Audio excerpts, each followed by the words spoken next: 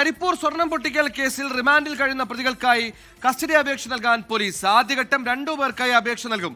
സ്വർണ്ണക്കടത്ത് സംഘത്തെ കബളിപ്പിച്ച് കാരിയർ മുഹമ്മദ് സൽമാൻ സാലിഹിന്റെ നേതൃത്വത്തിൽ വീതിച്ചെടുത്ത സ്വർണത്തിനായി തിരച്ചിൽ നടത്തുന്നുണ്ട്. ഗോകുൽ കെ വേണുഗോപാൽ മലപ്പുറത്ത് ചെയ്യുന്നു. ഗോകുൽ, സ്വർണം കടത്തിക്കൊണ്ടുവന്നവർക്ക് പോലും പങ്കുള്ള സ്വർണം പൊട്ടിക്കൽ കേസ് ആകെ കുഴഞ്ഞു മറിയുന്ന കേസാണ്. നിലവിൽ ആരൊക്കെ കസ്റ്റഡിയിൽ വാങ്ങാനാണ് പോലീസിന്റെ തീരുമാനം? ഏതൊക്കെ ആംഗിളുകളാണ് പോലീസ് പരിശോധിക്കാൻ പോകുന്നത്?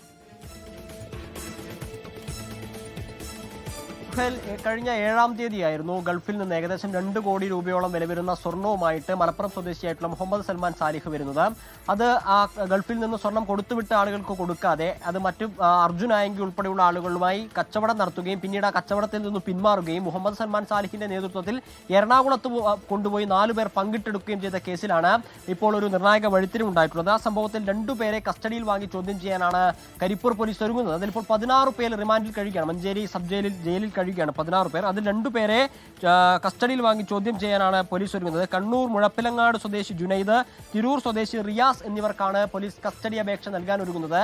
നേരത്തെ പറഞ്ഞതുപോലെ അർജുൻ ആയങ്കിയുടെ സുഹൃത്തായിട്ടുള്ള അഭിജിത്ത് ഉൾപ്പെടെയുള്ള ആളുകൾക്ക് 40 ലക്ഷം രൂപയുമായി ആദ്യം ഇടപാട് നടക്കുകയും പിന്നീട് അവർക്ക് പോലും കൊടുക്കാതെ നിലമ്പൂർ സ്വദേശിയായിട്ടുള്ള ഷബിയുമായി ചേർന്നുകൊണ്ട് ഈ മുഹമ്മദ് സൽമാൻ സാലിഖും ഷബിയും സാലിഹും മറ്റൊരു സാദിഖ് എന്ന് പറയുന്ന വ്യക്തിയും കൂടി ഈ സ്വർണം വീതിച്ചെടുക്കുകയായിരുന്നു. അതിൽ 16 പേർ കസ്റ്റഡിയിലുണ്ട്.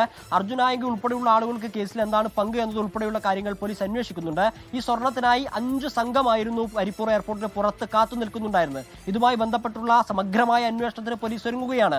ഏതൊക്കെ സംഘങ്ങൾക്കാണ് ഇതിൽ പങ്കുള്ളത്, അവർക്ക് മറ്റേതൊക്കെ സ്വർണ്ണ പൊട്ടിക്കൽ കേസുമായി പങ്കുണ്ട് എന്നത് ഉൾപ്പെടെയുള്ള കാര്യങ്ങൾ അന്വേഷിക്കാണ് പോലീസ് ഒരുങ്ങുന്നത്. അതിന്റെ ഭാഗമായിട്ടാണ് ഇപ്പോൾ കസ്റ്റഡിയിൽ വാങ്ങി ചോദ്യം ചെയ്യാൻ ഒരുങ്ങുന്നത്.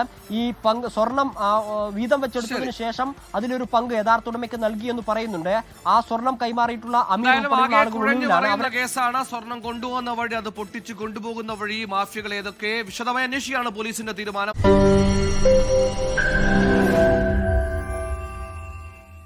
ലോകത്തെവിടെയായാലും ഏത് സമയത്തും 24 വാർത്തകളും ഓഗ്മെന്റഡ് റിയാലിറ്റി പാക്കേജുകളും എക്സ്പ്ലെയിനറുകളും വിശദമായി കാണാൻ ഞങ്ങളുടെ യൂട്യൂബ് ചാനൽ നിങ്ങൾക്ക് സബ്സ്ക്രൈബ് ചെയ്യാം.